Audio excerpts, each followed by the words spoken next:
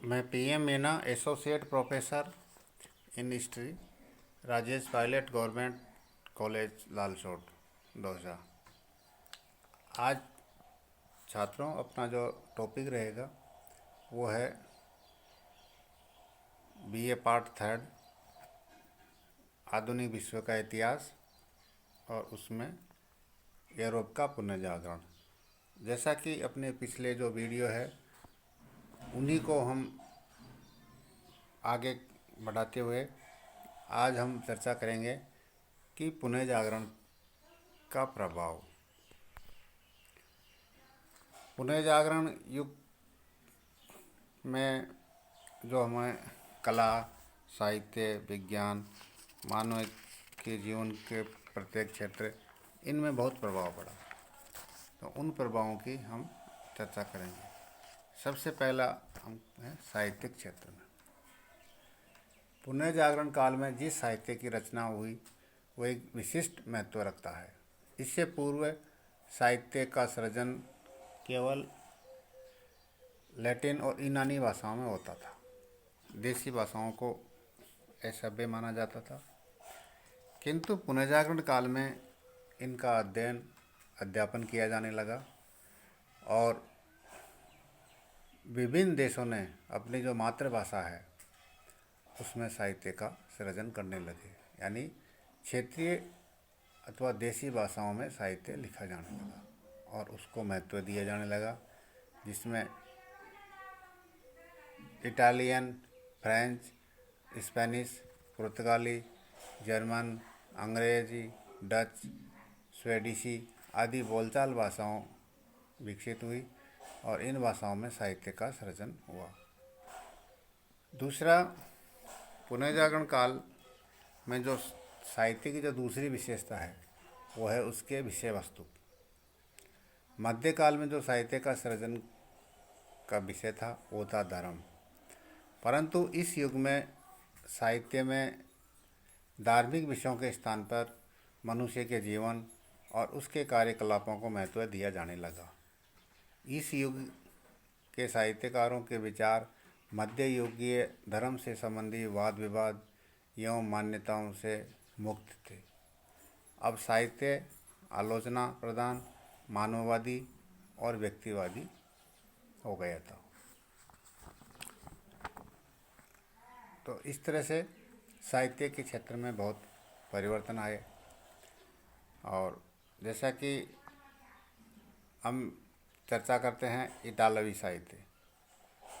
पुनर्जागरण काल में अनेक इतालवी इतिहासकारों ने, साहित्यकारों ने अपनी रचनाओं के माध्यम से यूरोप के अन्य देशों के विभिन्न विद्वानों को नई दिशा प्रदान की। इतालवी साहित्यकारों की रचनाओं में पुनर्जागरण के तत्व निहित थे। इनमें दाते, पेट्रार्क और बोकासियो मुख्य है। दाते ने अपनी कविताओं के माध्यम से, पेट्रार्क ने अपनी जीवनियों के और बोकासियो ने अपनी कथाओं के माध्यम से इतालवी साहित्य को समृद्ध किया। दाते की जो पुस्तकें थी वो थी बीता नोवा, डिवाइन कॉमेडी और द मोनार्की। दाते की सबसे प्रसिद्ध और प्रख्यात पुस्तक है वो है डिवाइन कॉमेडी। इसके अंदर एक काल्पनिक कथा है, इसमें एक यात्रा का चित्रण किया गया है। दाते इस काल्पनिक यात्रा में नरक से पाप मोचन स्थल और स्वर्ग की यात्रा कराते हैं। इस तरह से ये यात्रा दुख से प्रारंभ होकर आध्यात्मिक सुख में अंत होती है।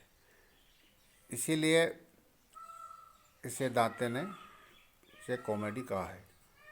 इस रचना में मनुष्य का नैतिक एवं संयमी जीवन यापन करने की प्रेरणा दी गई है। दाते को इतालवी कविता का पिता कहा गया है और उन्होंने अपनी ये किताब मातृभाषा में लिखी है। तो इस तरह से दाते को इटली में पुनर्जागरण का अग्रदूत कहा जाता है। पेट्रार्क की कैंजोनेरी में प्रकाशित अपनी कविताओं के माध्यम से समाज में एक नई प्रेरणा दी है। मनुष्य को हर्ष और विषाद का मार्मिक वर्णन किया है। मानववादी के रूप में पुनः जागरण का प्रतिनिधित्व करने वाला प्रथम व्यक्ति पेट्रार्क ही था, इसीलिए उसे मानववाद का पिता कहा गया है। पुनः जागरण का पूर्ण प्रतिनिधित्व पेट्रार्क के शिष्य बोकासियो ने किया है। कहानीकार के रूप में उनकी सर्वश्रेष्ठ कृति थी डेकेमेरॉन। इसमें लेखकों तत्कालीन इटालवी संपन्न और सम्राट समाज को परिव्याप्त नैतिक भ्रष्टाचार की कहानियाँ प्रस्तुत की है।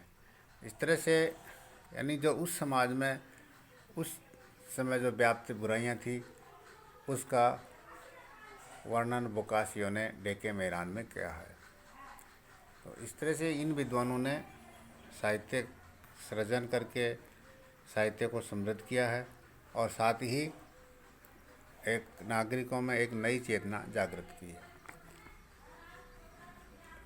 इस कड़ी में आगे हम देखते हैं फ्रांसीसी साहित्यकार जिसमें रेवेलास है, माउंटेन है, तो इस युग के एक प्रमुख साहित्यकार हुए हैं जिन्होंने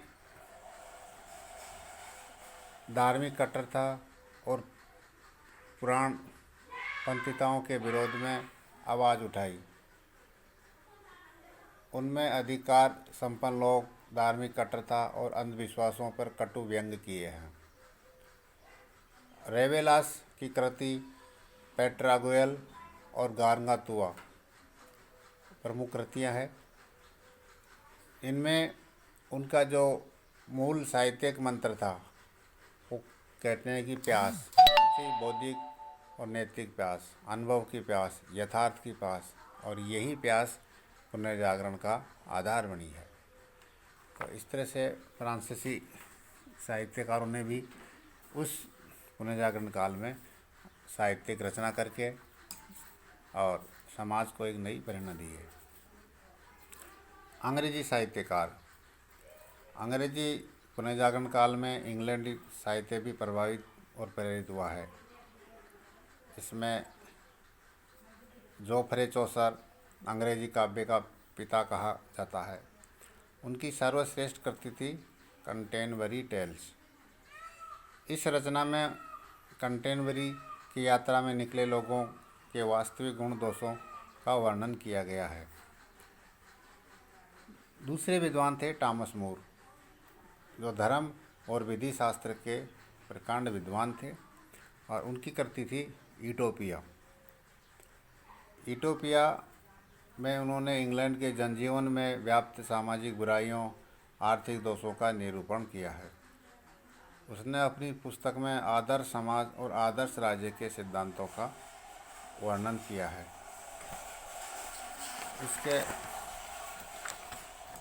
अलावा हम देखते हैं कि पुनर्जागरण काल में इंग्लैंड का जो सबसे प्रमुख जो देन थी वो थी विलियम शेक्सपियर।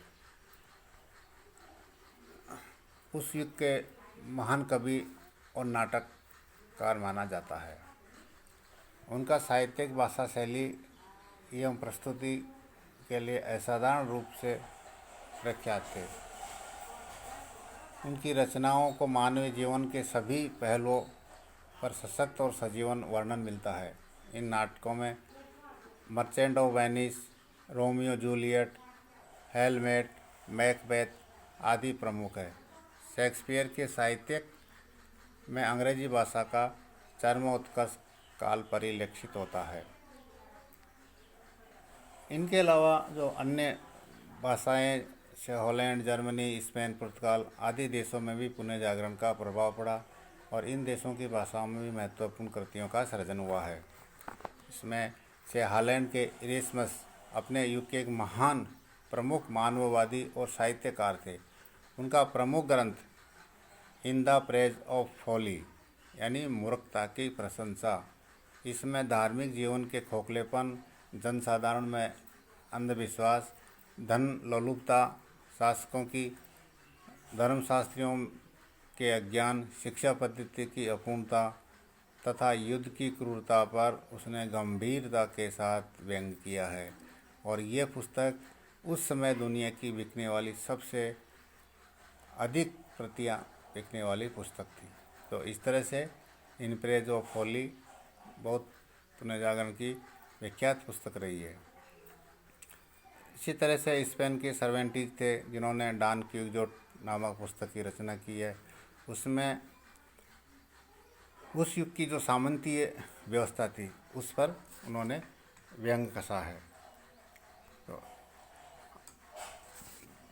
तो इस तरह से जो साहित्य था पुनर्जागरण काल का, उस साहित्य में समाज का चित्रण, धर्म में जो अव्यवस्था फैली हुई थी उनका कटु व्यंग, और जो सामंती जीवन है जिनमें जो भ्रष्टाचार व्याप्त है, उन सब पर इन्होंने जो देसी साहित्य में लिखा गया है।